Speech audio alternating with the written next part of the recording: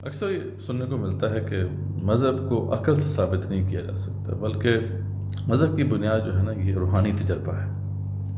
अच्छा, ये बात किसी हद तक दुरुस्त भी है।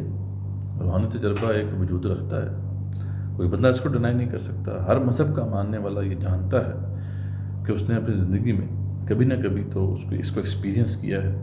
जो उसका कनेक्शन एक बनता है उसके रब के साथ या उसके खुदा के साथ, उसके भगवान के साथ, जो भी आप नाम दे दें। लेकिन सवाल ये है कि कोई ऐसा आला हमारे पास है जिस पे हम ये मेजर कर सकें कि किसका रूहानी तजर्बा सही है और किसका गलत है।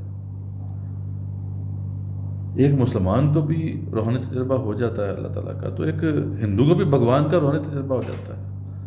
एक ईसाई को भी यहोवा का रूहानी तजर्बा हो जाता है, या जीसस का रूहानी तजर्बा हो जाता है। तो कैसे मालूम होगा कि फिर हकीकत क्या है?